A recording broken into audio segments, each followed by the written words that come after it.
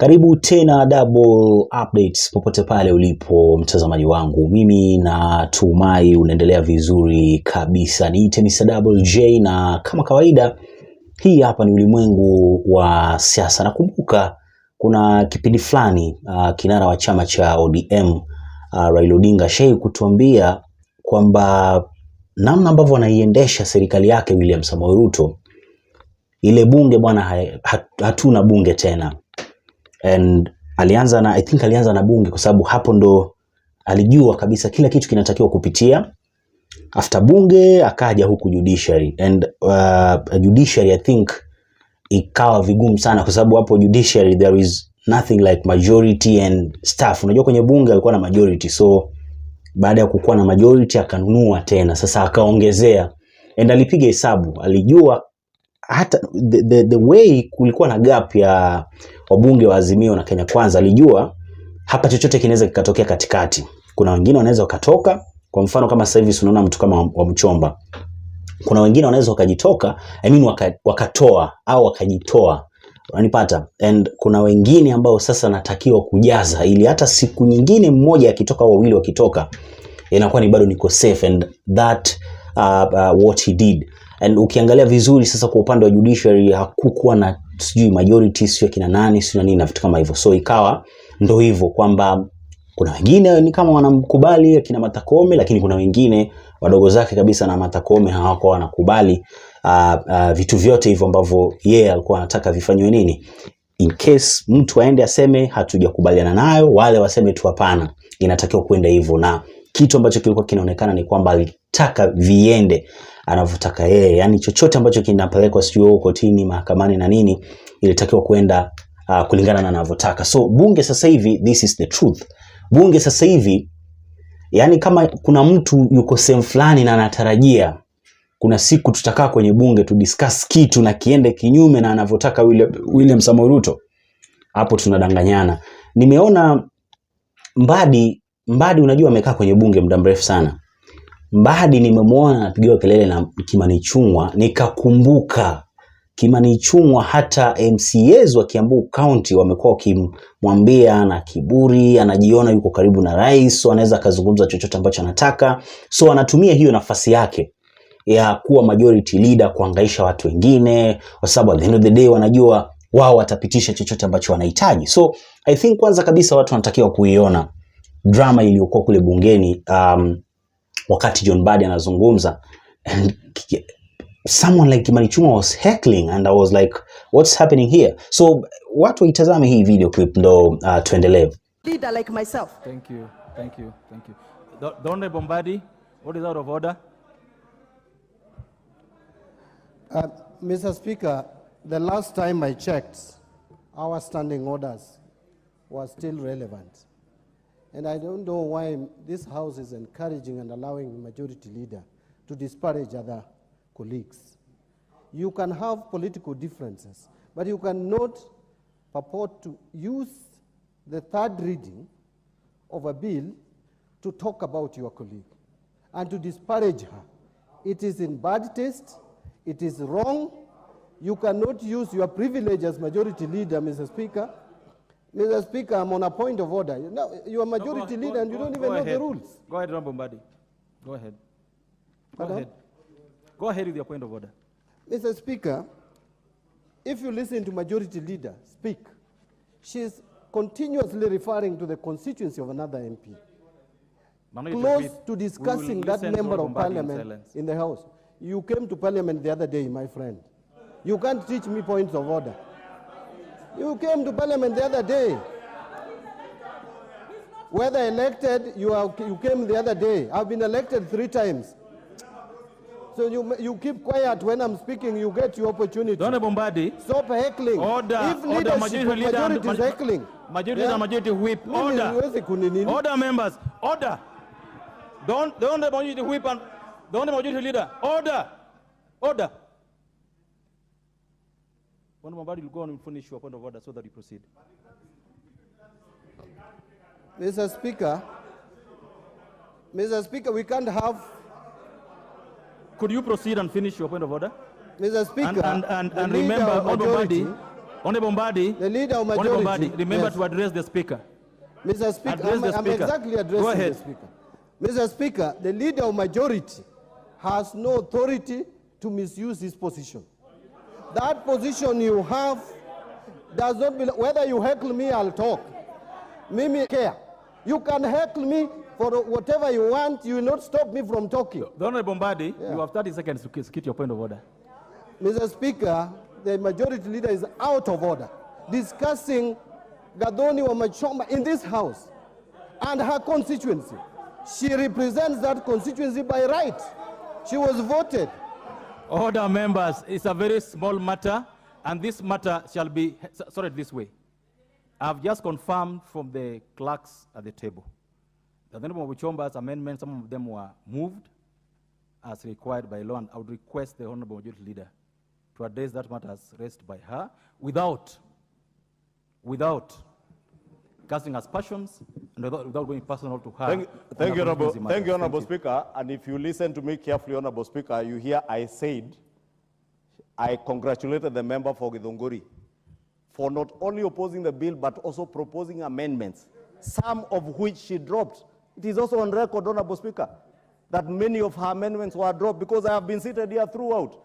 Honorable Speaker, the other thing I take offense with, because the Honorable John Mbadi rose on a point of order, and he's a ranking member and he knows I respect him as a former leader of minority. But he cannot rise on a point of order claiming that I am disparaging a member for stating a matter that is a matter of fact, then use the same opportunity to attempt to lecture my deputy leader of majority that he came to parliament the other day. The deputy leader of majority and member for Kilifi South was duly elected by the people of Kilifi South now for a second term. And he was not brought here by anybody, he was brought here by the people of Kilifi South. Unlike John Mbadi, who was nominated by his own party, having failed as a governor. You cannot disparage an elected member of parliament when you are nominated on account of having failed as a governor. We let the matter lie there, members. I will now call upon the Honorable Hillary to second the motion. Na sidhani kama nitakuwa nimefanya makosa nikisema hatuna bunge tena. In fact, hiyo bunge isiitwe bunge, inaweza kaitwa chemba fulani tu cha wabunge wa UDA, kwa sababu hauwezi ukaniambia tuna bunge. Okay, bunge tunataka kufanya nini? Kuna wabunge pande zote, kuna majority na kuna minority. Wote wanataka kukaa chini, wanazungumza, wanadiscuss, wanajua kwamba hiki ndio kitu ambacho tunatakiwa kufanya. Hiki ndio kitu ambacho hatutakiwi kufanya, na mwisho siku watu wanatakiwa kukubaliana, sio kila kitu kinaenda kulingana na wanavyotaka UDA. It doesn't make sense. So number one, bunge. Hii bunge moja ambayo tunayo, hakuna haja ya hii bunge, kwa sababu uwezi ukanidanganya kwamba tutakuwa tuna waste like 3 weeks. Yaani sisi tuko bunge tuna discuss namna ambavyo si housing itapitishwa au haitapitishwa. So kazi yetu ni kusikiliza points, au mnajaribu kumaanisha nini? Kwenye hiyo bunge kazi yetu what's happening in bunge right now ni sisi tuko hapa tunakaa tunasikiliza points. Yaani whether ni mbaya au sio mbaya unatakiwa kujua itapita.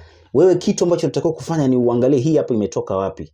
Afu sasa UDA wana support nini? Ruto anatakaje? Sasa ukishaona Ruto anatakaje na ameipeleka kwenye bunge, tusi waste wakati. Tuna mambo mengi sana ya kufanya, ndugu yangu, dadangu. Hatuwezi tuka waste time wiki 4 si wiki ngapi eti tuna discuss kama kitu cha Ruto kitapita au hakitapita. There is nothing. Era za vitu kukwamishwa si kwenye bunge iliishaga zamani sana. So nowadays wabunge wanawakilisha viongozi wao. That's it. There is nothing like mbunge anawakilisha watu ambao watu ambao walimpa kura na nini na vitu kama hivyo. So Kimani Ichung'wah knows very well kwamba watu wake wa Kikuyu constituency hawana haja na housing. Na anajua si tu kwamba ajui, but kwa sababu Ruto aliwaita huko Naivasha akawa lecture, now they went to bunge wakapitisha swala la housing, and Ruto mwenyewe alisema kwamba we have to do this thing. Ni that time inabidi mkubali hii hapa swala la housing lipite kabisa.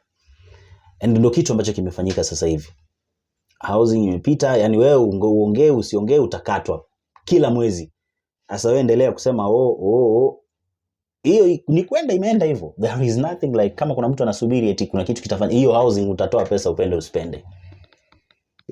Na ukikataa kutoa kuna penalty. Yaani unalazimishwa kutoa na ni hela yako hiyo, kazi wewe ndio umeitafuta. I wish mtu angekuwa anawalazimisha hao ambao wamewapea kazi kwenye serikali, lakini sio watu ambao wamejitafutia kazi zao. Inge make sense. Kwangu mimi inge make sense, but ndio hivyo amechagua kwamba hapa mtalipa mpende msipende. Na wabunge kitu kimoja ambacho mnatakiwa kujua ni mna risk sana mahusiano yenu na wananchi. Sasa hivi si mnamsikiliza Ruto. Kuna kipindi naye Ruto ataambiwa rudi nyumbani na mtarudi na yeye. Hakutakuwa na mtu ambaye atasimama aseme bwana wewe ulikuwa umelazimishwa, tulikuwa tunakuelewa nini. Sasa hivi watu watahangaika mpaka hiyo 2027. Kwa sababu ya housing ambayo imepitishwa. Mtu unakatwa mshahara, you are not even sure if utapata hiyo nyumba, and it's not even affordable the way these people are talking about it. It's not even yani hasla wa kawaida, it's not possible apate hiyo nyumba. Nakwambia ukweli. Bunge yani kuanzia leo mimi nataka nikwambie kitu kimoja. Waacha ibaki ya wabunge wa Kenya Kwanza. Yani kama wanataka kitu waende pale wazungumze, wapige stories zao, baadaye wapitishe. Kuna haja gani tukae tuzungumze alafu sisi yani kazi yetu ni kuongea tu, mkishaongea mnajua vizuri itapita. Why are we discussing about it? Kwa nini tunaizungumzia? Kama ni kitu ambacho kitapita wacha kipite. Wacha tu kipite, yani there is no, in fact wabunge wa Azimio nendeni mkachape kazi. Nendeni tu mkafanye mambo mengine, lakini sio kukaa kwenye bunge eti unless nyinyi pia mnatafuta pesa ya ya sitting pale kwenye bunge. So is either mfanye vitu muhimu au mkae mngoje mpige story na mnajua vizuri kitu ambacho kitafanyika. Nimemsikiliza Wamuchomba naye. Amempeleka speed sana Kimani Ichung'wah. I think video ninayo hapo nitakuachia uitazame mwanzo mwisho, lakini before that nina advert ambayo nilitaka kuonyesha hapa. Kuna Airbnb na Airbnb ambayo nataka nikuletee hapa inapatikana kule Great Wall Gardens phase 1, na kule kuna mambo yote ambayo mtu anaweza akahitaji kwenye nyumba nzuri. Kwa mfano kama maji ya kuoga kwa wale ambao wanasemaga bana mimi siwezi nikakaa kwenye nyumba ambayo haina shower ambayo ni very hot. Kuna internet ambayo ina speed ya juu sana, speed ambayo sio ya kubrowse na nini, speed ambayo inakusaidia kufanya nini, kufanya kazi zako, kutuma documents zako na nini na vitu kama hivyo. Unaweza work and pale unaweza kukaa kwa muda mrefu muda mfupi, na depend na wewe ulivyojipanga. Lakini pia niseme ni sehemu ambapo security ipo vizuri sana, and ipo karibu kabisa na airport, by the way inapatikana Mombasa Road. So Great Wall Garden phase 1 kule ukifika unaweza kupiga nambari hii hapa, itakupa nafasi. Ukitoka, wengine wanatoka nje ya nchi wanatua pale airport, hakuna tena cha kutulia unatulia airport na nini, hapana. Wewe nipigie, kama uwezi nipigia unaweza kupiga hiyo nambari hapo chini, useme double J bana mimi nataka kuishia sehemu fulani, and kwa sababu ya muda na nini acha nitulie kwanza hapa, alafu ndo nitaendelea na safari yangu. Ni 3 bedroom by the way, 3 bedroom. Ukiwa na familia yako, ukiwa na kila mtu unaweza kaingia naye pale. Internet ipo bana, TV yako, sebule fulani nzuri sana, view kali, mall iko hapo, security, kila kitu sawa. So usiwe na wasiwasi ndugu yangu, sio? So hebu nipe maoni yako hapo chini kwenye sehemu ya comments, lakini kikubwa zaidi subscribe ili uendelee kupata taarifa nyingi na mpya kila wakati. Sikiliza vita ilivyokuwa kati ya Wamuchomba na Kimani Ichung'wah. Agenda for our country. The majority of members who believe that we are dealing with a time bomb of millions of our youth who are unemployed, sitting through this sitting, Honorable Speaker, and even with the support of a few within the minority. And Honorable Speaker, allow me once again to single out the Honorable Member for Funyula, the Honorable John Buddy, the Honorable Harry Kombe, the Honorable, my good friend, the Honorable Millie Odhiambo, who even in absentia from out of the country, took time to propose amendments to this particular bill with a view to improving on what we are legislating today. Honorable Speaker, the members like the Honorable Professor Nyikal, who is a very diligent member of this House, the Honorable Haro, who has taken time together with his Muslim brothers and sisters to make sure that there are amendments that ensures that this bill captures the spirit of the Sharia law, that even as we charge interest, we do not offend our Muslim brothers and sisters as they prepare for the holy month of Ramadan. Let me congratulate the Honorable Haro and the other many Muslim brothers and sisters who are here today, who have taken their time. Honorable Speaker, again, as has been said in the past, Honorable Speaker, we are a house, Honorable Speaker, we are a house that debates and considers all matters that of concern to the people of Kenya. Honorable Speaker, as an administration, Where is your card? Because I'm trying to get to see your card. Where's your card? Okay, then we would ask you to be orderly. Go ahead. Thank you, Honorable Speaker. Honorable Speaker, if you can allow me to continue and ignore the member for Kilifi, the county women rep for Kilifi, who did not have the time to propose amendments. And I was saying this is a house of debate. This is a house where I was saying, as an administration, as Kenya Kwanza, we value every member of this house. And that is why, Honorable Speaker, you saw those amendments by the Honorable Professor Oudo that made sense. We supported. The amendment by the Honorable Nyikal on the qualifications of a chairperson. And I must thank the Professor Nyikal, Honorable Oudo, because I remember during second reading, it was Honorable Oudo who pointed out to the gap that existed in the bill on particular qualifications for both the chairperson, and the Honorable Nyikal picked that up and proposed an amendment. That is how we legislate, Honorable Speaker. We don't legislate by talking on TV stations. We don't legislate by talking in funerals. We legislate on the floor of this house. And that is why I'm taking time to congratulate those members of the minority who have taken time. Unlike many other cowards, Honorable Speaker, who opted to walk out believing that they could intimidate other Azimio members. And I must congratulate these Azimio members who are in the house this afternoon, because they have withstood the intimidation and the coercion not to do their work, including the member for Kilifi, Honorable Mbeyu, who has withstood the intimidation to ensure that she is here to legislate not just for her people in Kilifi to get affordable and social housing, not just for students from Kilifi to be able to access institutional housing, and policemen and women in Kilifi County, but also teachers and health workers in Kilifi Sub-County Hospital to be able to access institutional housing. Honorable Speaker, I must congratulate all these members and welcome back Honorable Nyikal, who has come back in absentia. I was congratulating him for being a very diligent member of parliament who takes his work seriously as a member of parliament. Professor Nyikal, being a veteran member of this house, we truly appreciate your input, especially in this bill, Honorable Nyikal, because your amendments on the chairperson, I was saying in your absentia, Honorable Professor Nyikal, that what you said on second reading in the bill, you actualized it by bringing amendments to enrich what was provided for by the proposals of the bill. Honorable Speaker, allow me to immensely congratulate members of our Kenya Kwanza coalition. These members went out together with the President and the Deputy President in 2022. And in every constituency that we went to, we promised the people of Kenya that housing as an agenda would be actualized under the Kenya Kwanza administration.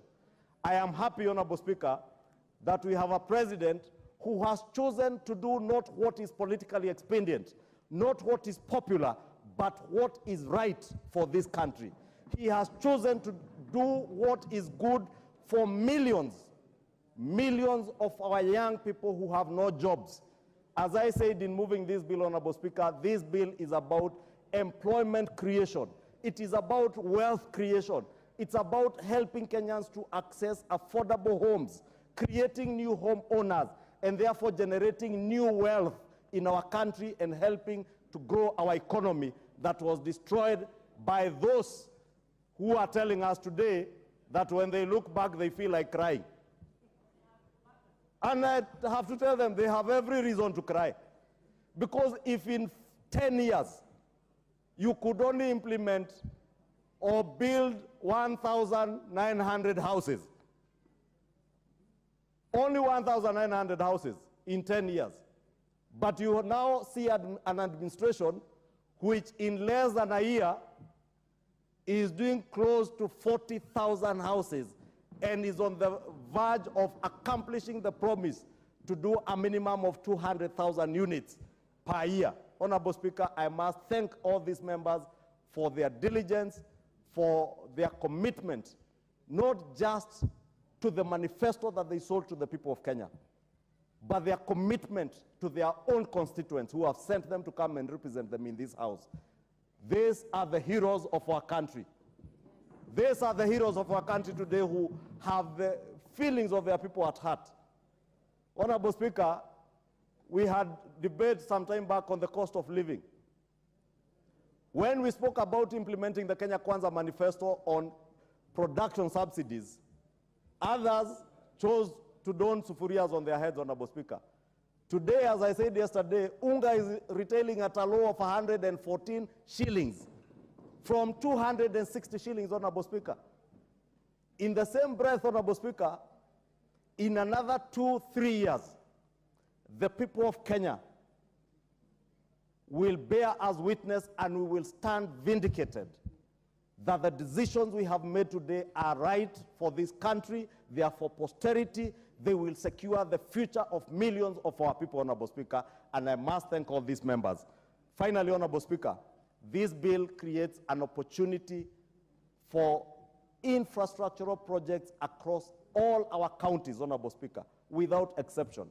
I am glad yesterday, during the second reading, as we voted during the division, the member for Suba South, the Honorable Karoli Omondi, was keen to note that the first phase of affordable housing in Homa Bay County is complete. Homa Bay County, Honorable Speaker. Ruiru, Honorable Speaker, in my own county in Kiambu, the media have reported to us that the crime rates in Ruiru constituency, and the member for Ruiru is here, he can bear me witness. Crime rates are going down courtesy of this housing agenda and the jobs created by this housing agenda, Honorable Speaker. And I want to tell the people of Kikuyu, the ground that has been broken between us and Kabete constituency, 756 units will be done. We broke ground last week, a week ago, Honorable Speaker, and very soon they will see those houses coming up.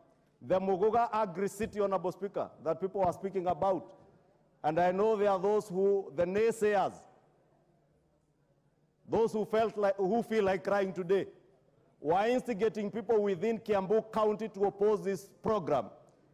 Muguga Agri-City will become a reality with a minimum of 14,000 houses. Honorable Speaker, including my good friend, the member for Githunguri, who I must congratulate her because she did not just oppose this bill. She proposed amendments, although she dropped all the amendments, except for one or two that were also defeated. Honorable Speaker, allow me to also take this opportunity to assure the people of Githunguri constituency in Kiambu County, they shall not be left behind. They shall not be left behind.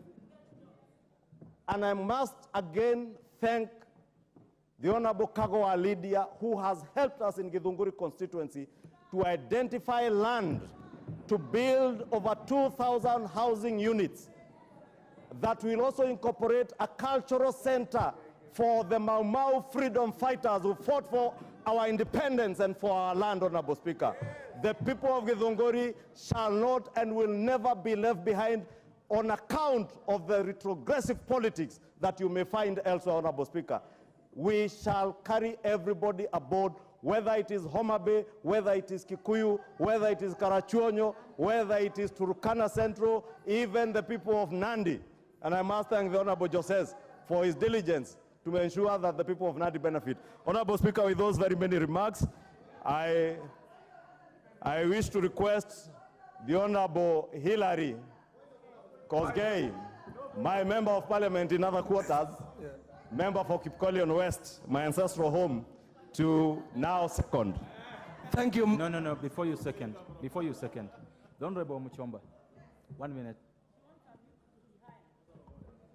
It is out of order. Is it in order, Mr. Speaker, for the Honorable Kimani Ichung'wah to mention my name in congratulating me for having put amendments throughout this process? And then I sit with lies that I have dropped all the amendments, yet it is in record that I have not dropped all the amendments. It is not right. This is an honorable house where we speak the truth, and the truth is backed by facts. And the Hansard is there, showing that my amendments, not all of them have been dropped. Is it in order for the Honorable Majority Leader, a leader we respect from Kiambu County, and even in this house, the member that we give a lot of respect for being the Majority Leader, and a senior member in this house, to put things that are not factual and true on the floor of the house? Thank you. And worst of all, to attack a woman leader like myself. Thank you. The Honorable Mbadi, what is out of order? Mr. Speaker, the last time I checked, our standing orders were still relevant. And I don't know why this House is encouraging and allowing the Majority Leader to disparage other colleagues. You can have political differences, but you cannot purport to use the third reading of a bill to talk about your colleague and to disparage her. It is in bad taste. It is wrong. You cannot use your privilege as Majority Leader, Mr. Speaker. Mr. Speaker, I'm on a point of order. Now, you are Majority Leader and you don't even know the rules. Go ahead, Honorable Mbadi. Go ahead. Go ahead with your point of order. Mr. Speaker, if you listen to Majority Leader speak, she is continuously referring to the constituency of another MP. Close to discussing that member of parliament in the House. You came to parliament the other day, my friend. You can't teach me points of order. You came to parliament the other day. Whether elected, you came the other day. I've been elected 3 times. So you keep quiet when I'm speaking, you get your opportunity. Honorable Mbadi. Stop heckling. Order. If leadership majority is heckling. Majority and majority whip. Order. Order, members. Order. Don't the majority whip and don't the majority leader. Order. Order. Honorable Mbadi will go on and finish your point of order so that you proceed. Mr. Speaker, we can't have. Could you proceed and finish your point of order? Mr. Speaker, and remember, Honorable Mbadi, the leader of majority, remember to address the speaker. Mr. Speaker, I'm exactly addressing the speaker. Mr. Speaker, the leader of majority has no authority to misuse his position. That position you have does not belong. Whether you heckle me, I'll talk. Mimi care. You can heckle me for whatever you want. You will not stop me from talking. The Honorable Mbadi, you have 30 seconds to get your point of order. Mr. Speaker, the majority leader is out of order, discussing Gadoni Wamuchomba in this House and her constituency. She represents that constituency by right. She was voted. Order, members. It's a very small matter, and this matter shall be sorted this way. I've just confirmed from the clerks at the table